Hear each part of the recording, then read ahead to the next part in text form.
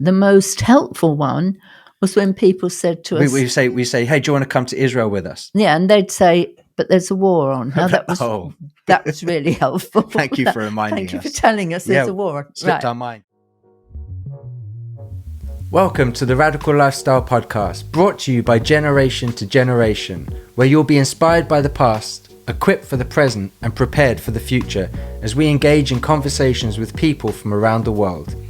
If you've been inspired by the guests that we've had on the podcast, please like, subscribe, comment, hit notification bells, whatever you can do on the platforms that you're listening on, so that more people have the opportunity of hearing these and engaging in our community. Hi everyone. Over the last few episodes, we've had different guests on giving their perspectives about October 7th and the war which has been happening since, giving stories about what happened to them, whether they were experts or survivors.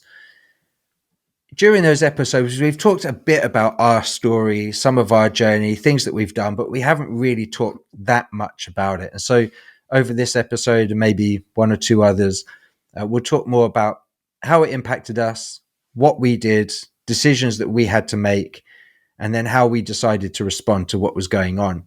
So for us, we hear about October 7th. We see these rockets starting to rain down, and we start to wonder, this is probably just your normal attack, which sounds weird. It's not unusual, though, for Israel to have rockets fired at them. Mm-hmm. Everyone just carries on with their lives. Relatively quickly, it became apparent this wasn't just a few rockets. And we had friends out there sending us updates. We were on some different apps, channels where we were seeing footage coming through. And we realized relatively quickly this was actually something quite big. And our natural response was, we have to go. We have to do something. Yeah. We were confused for quite a while because everybody in Israel was really confused. So even the reports that we were getting back, we were thinking, well, is it really as bad as this? Isn't it as bad as this? What's happening? Is this more of the false reporting coming across about Israel because it's rampant? So it did take us, I don't know how long, but it took a while before we began to hear from people on the ground in Israel the start of the severity that they were realizing was going on. Talk about media, false reporting. Yeah. People are willing to accept that the media don't tell the truth about other things, but apparently when it comes to Israel, they say, no, the media are telling the truth when it comes to this. Yeah. Anyway, that's a whole other thing. But so for us, though, not just with Israel, but other dangerous situations, if someone's being attacked or there's a natural disaster, for us as a family and as a charity, our natural response is we must run to that situation. We must go and help and do something. Could you just say a bit about why is that for us as a family and a charity? Why is that our sort of natural response to those kinds of dangerous situations? Or maybe others think we should probably stay away from those. I think it's a mixture of things. I don't think it's any one thing.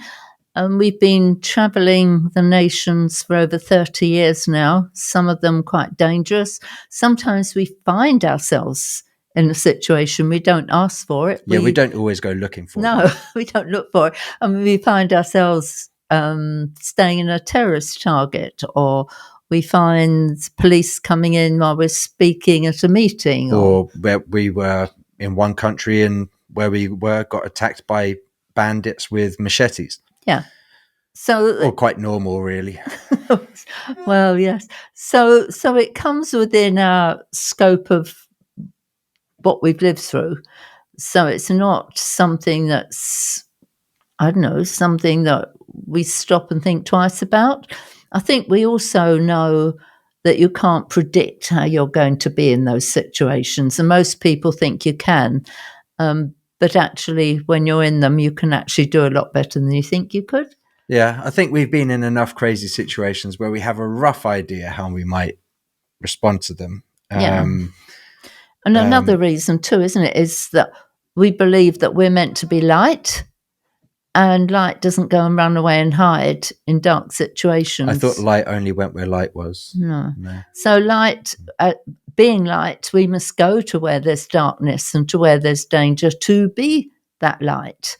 So it also, I think, biblically, most people in the Bible ended up in situations which was at best uncomfortable, but at worst really dangerous. So it's kind of a biblical normal as well. So there's many reasons. The people often say we're crazy, and we say to them, maybe we are, but by what standard are we crazy? By today's standards, maybe so. By a biblical standard, probably not. It feels quite normal, really. So we're just trying to ask other people, just be normal like us.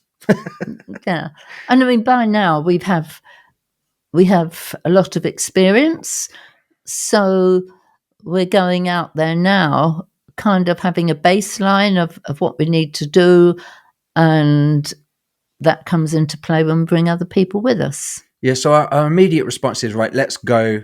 Now, we had to exercise some self-control because we knew if we went immediately, October 7th, 8th, 9th, that we would be taking bomb shelter space from other people that needed it. So we did delay going until we felt like it was a slightly more appropriate time to get out there and be there for people. So while we were thinking this through, exercising our self-control, we then started thinking maybe other people would like to come with us. And so we ended up putting a trip together to take a team, and we did have a team come. But on that journey of inviting people, we would get all kinds of responses from people. Yeah, the most helpful one was when people said to us, we say, hey, do you want to come to Israel with us? Yeah, and they'd say, but there's a war on. Now that was really helpful. Thank you for reminding us. Thank you for telling us there's a war. Slipped our mind. We didn't realize we hadn't heard about what was going on out there. So yeah, often they would say that, wait, but you realize there's a war on. And yes, we were aware that there was something going on. So we got all sorts of responses, and that's okay. People are different. We're not expecting everybody to be like us.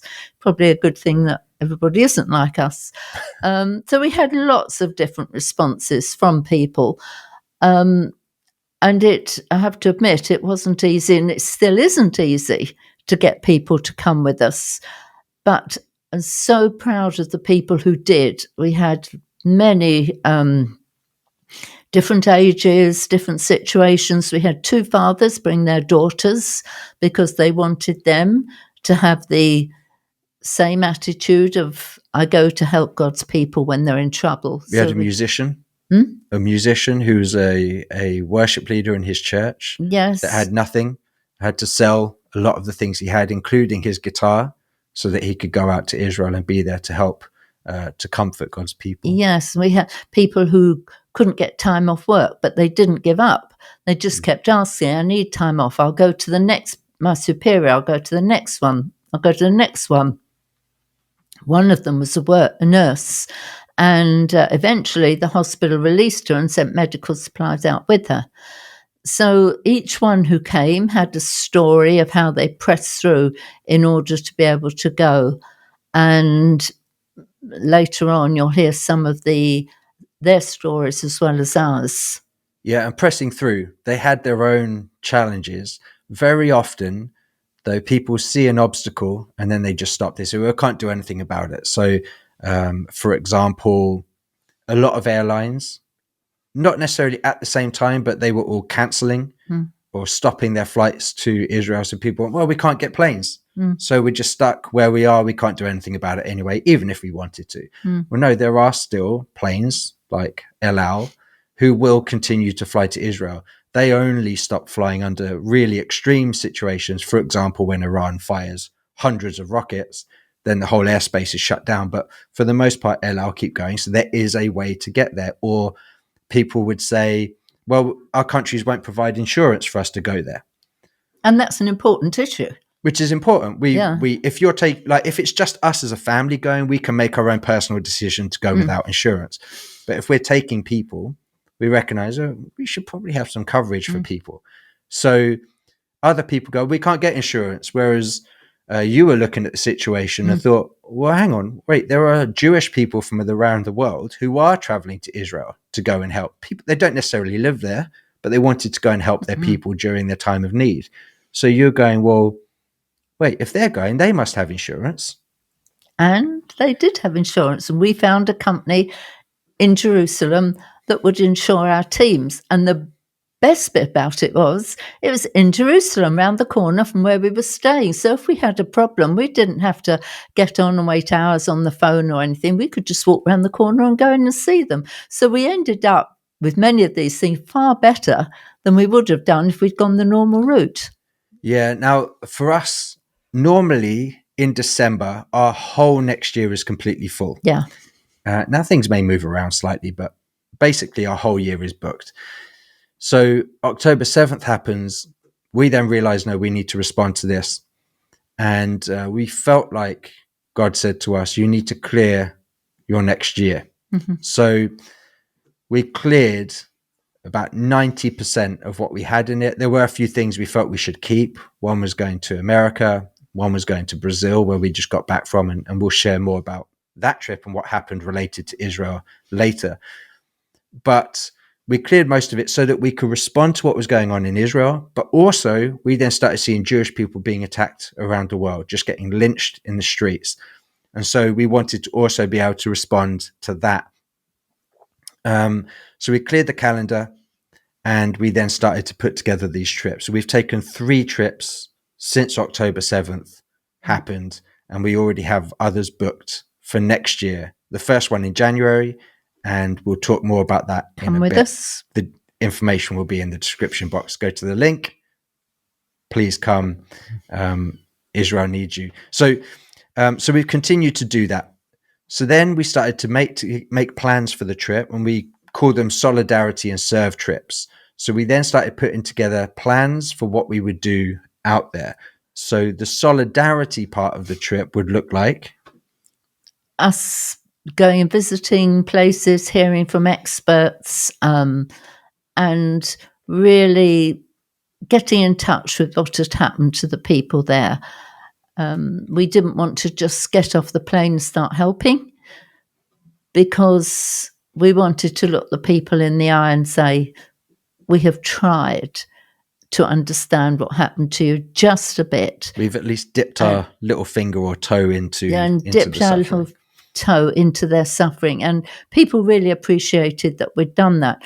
But when we started to plan, we had no template to know what to do. I mean, if you ask us to put a tour together, a biblical tour, we can do that. Been doing that for 15 years. Yeah, we can do it, but there was no template. How do you go out post October the 7th and help? People leading trips, at least the few people that were going out during this, all of them were figuring it out as they went along. Yes. It's not like they set up tourist industries to go out during conflicts or during wars. So we were all just figuring this out as we went along. Obviously, we're now three deep, and we have more experience of putting together trips during wars now. And we wanted people to come and speak to the group, to have first-hand experience, first-hand expertise to tell the group. People that were in the kibbutzim and those communities, people that were at Nova Music Festival and managed to escape. But how do you find them? Because there isn't a database of names. So the whole setting it up was an adventure in itself, not easy, stressful at times. And I know for you, even when we were out there, you were still, the first trip, you were still getting things together for the next day. Yeah. I mean, it's the nature of doing it during a war. You have to be able to pivot. Even that morning, you might wake up, plans have changed. Now we have to come up with something else.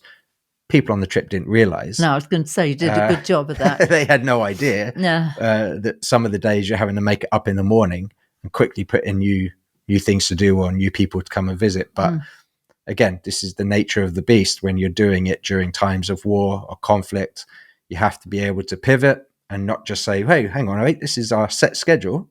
We aren't allowed to change it because they don't run the war around your schedule. Yeah. And I'm looking forward to us telling you an inside of what did happen, but we've got to tell you this bit first. So we arrive. Yeah, so we end up getting out there. This was our first trip, and you're walking through the airport.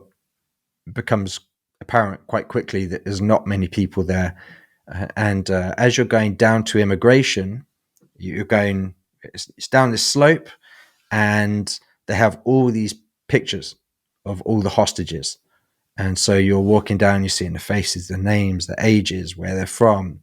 And it starts to hit you quite quickly, this atmosphere in the country. It was heartbreaking, wasn't it? I mean, you saw the faces of babies, of children, Some of which are fathers. still hostages now. Yes, they're still hostages. And so you're hit with it as soon as you arrive. And that's a good thing. A good thing. Yeah, you need to have the shock of what's going on. You know, we can't all just carry on with our lives. Yeah. So we're walking down from the UK or from the countries that other people came from with our suitcases, and all these faces are looking at us as we go down. And what struck me was the endless line. It seemed to go on forever. Yeah. Then you get to immigration, basically empty. Often we get there and you can be in queues to get through for a while. Here we basically walked through, went straight into the country. You then get to, we would jump in a taxi, a friend of ours, and he'd take us to Jerusalem. Suddenly you're looking around the streets and it's obvious there are a couple things. One is that there's very few young people around because they've been called up as reservists. So they're all either in Gaza, or at that point, a few were up in the north, but predominantly they were down in the Gaza envelope, or some in Judea, Samaria, or the West Bank, as the world calls it. So you weren't seeing a lot of young people, but also if you went into, for example, the old city of Jerusalem, normally this busy markets, people buying stuff all over the place, and you'll walk through and at that point, I think the whole thing was closed. So it's like, it was, I read in the Jerusalem Post, I think it was, that there was an Arab from East Jerusalem, and he said usually the walls of Jerusalem are laughing, now they are crying. And it felt like that. It really, it felt like a city deserted, ghost town. A ghost town.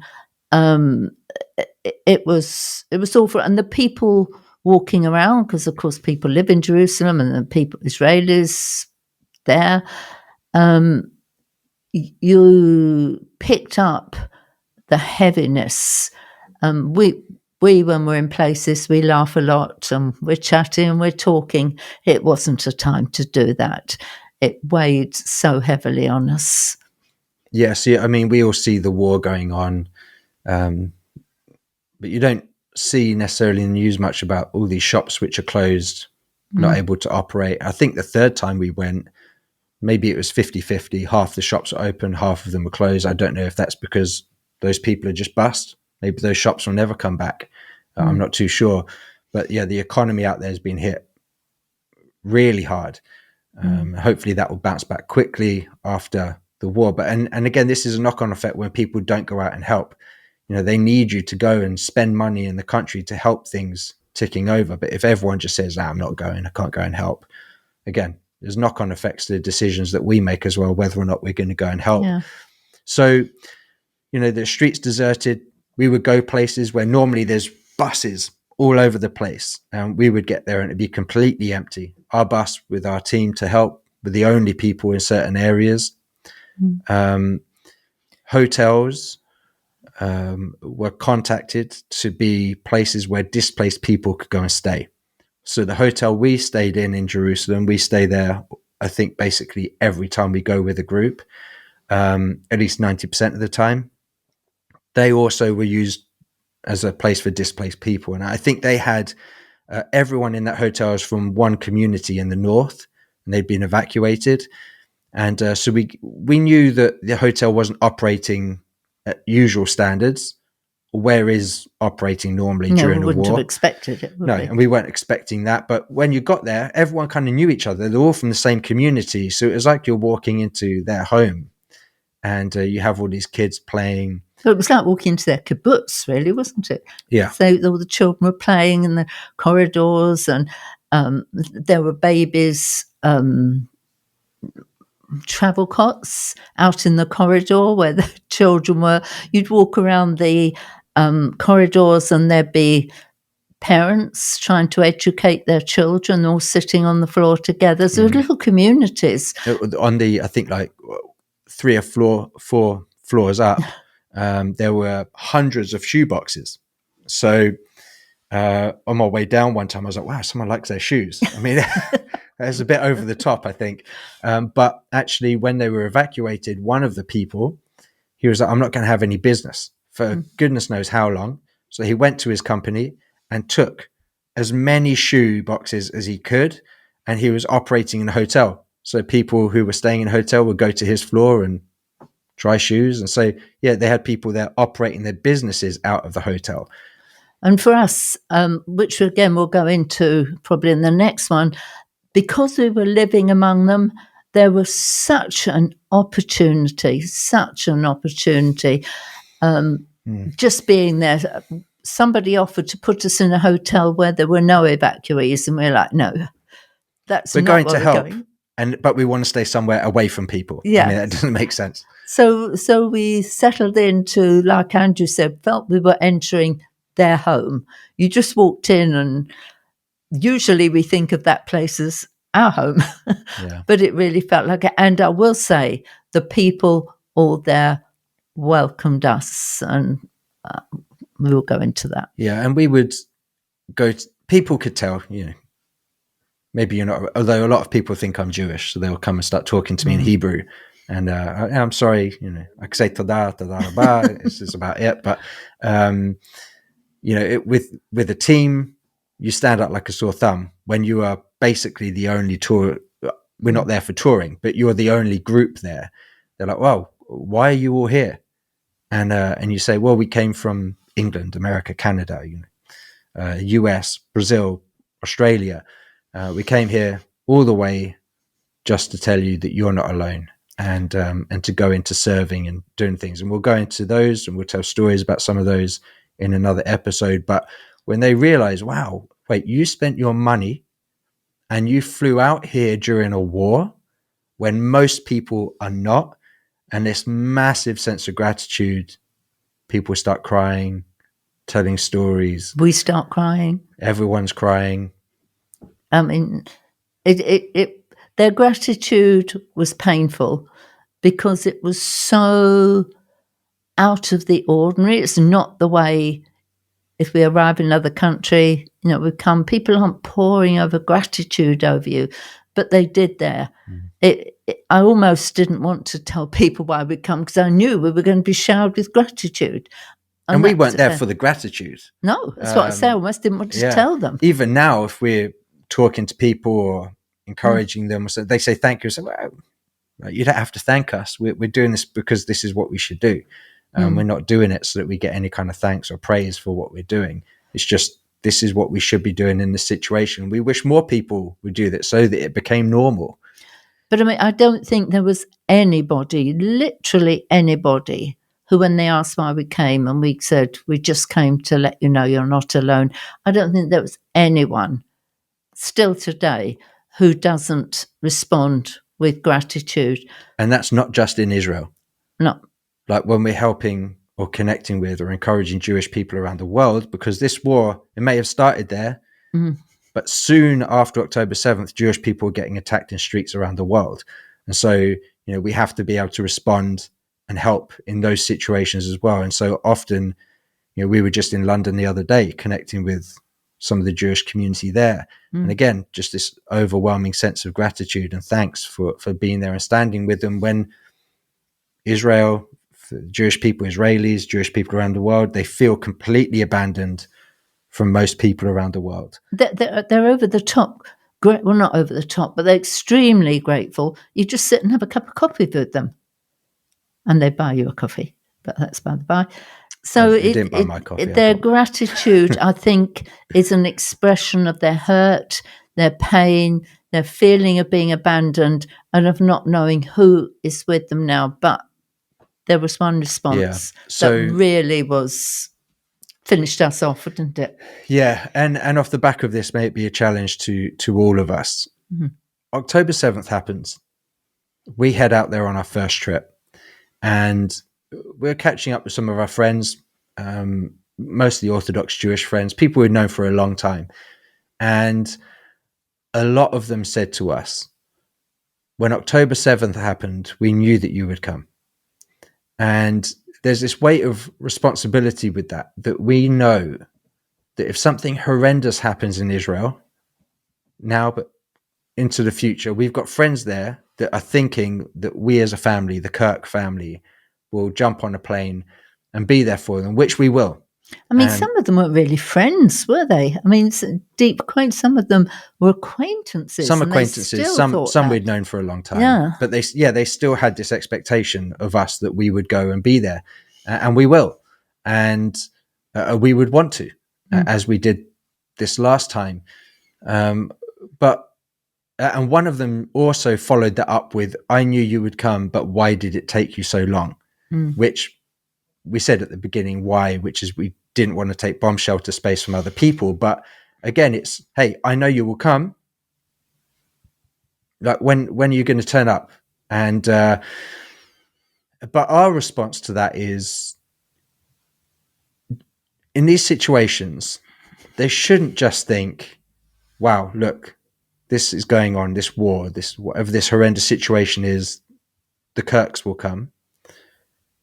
The response should be, wow, this is so bad, but don't worry, the church will come. This should be the response that they have. Not just us, but that they could say that the church will be here for us. They will come. And I know there was one person we were talking to, and he said, Christians from around the world, they love to come to Israel and tour the biblical sites in their air-conditioned buses. But now that we need them, where are they? And there's this just overwhelming sense of being abandoned by the church. And what can you say? For the most part, they have been churches against them in many cases, proactively. And this is a whole other subject that we could talk about. But you have the church that is against them. You have church and Christians who are just silent. They're not actually doing anything, and they think, look, this is too dangerous, too controversial. I don't want to put myself out there. I'll just remain silent. And then that doesn't mean anything. When actually being silent always sides with the abuser. So being in your silence, you are taking a side. But my bigger issue is with churches and organizations that historically have said they stand with Israel, they stand with the Jewish people, and they have remained silent. And so, may this be a challenge for all of us, that when these things happen, take action, do something. We can pray, and we need to pray about these situations and pray for people that are caught in them. But let's put actions to the prayers. Let's not just leave it there. And like we mentioned earlier, we are going to continue taking trips, and we will put the information in the description box. So if you are interested, go there and register interest. We would love to have more people going, not for us, but to go and help, be a comfort to God's people, be a comfort to those in need in Israel, but also actually other countries as well, who are also impacted by this, that are in Israel right now as well. Yes, if your church or organisation would like to take a team, contact us and we'll make that happen too. But please seriously consider it. And if there's a problem, don't go, no, just go, well, how am I going to overcome it? Because we'd love to be there with you. And it's a privilege, it's an honour. And I know we will never be the same, having been out there during this time. We will never be the same. Yeah, I think we've been about 30 times. And these last few times that we've been have impacted us in ways that none of the other trips have. Yeah. And not the others are impactful as well, but this just hits on an entirely different level. So again, go check out that information. If you're watching this and you're still here, please go subscribe, leave a comment. Let us know. Maybe you are doing things where you are to help be a comfort to Israel, to the Jewish people. Maybe put that there, not about blowing your own trumpet, but it encourages other people and maybe gives them ideas of things that they can also do to help people in their areas, or even in Israel as well. Yeah, we usually have another guest that we're talking to. Well, it's us two. So will you put questions in? Will you respond? And we can have a conversation with you and we can talk about it, the things that you say next time. So thank you. And most people watching this are not subscribed. So go subscribe. It costs you nothing, but it really helps us out. And also the guests to be able to get their messages and things, the conversations that we have with them gets it out to more people. So again, thank you so much. We really appreciate it. And we will catch you next time. Thank you for listening to this episode. Remember, if it inspired you, share it with others so we can see more people engaged in this community.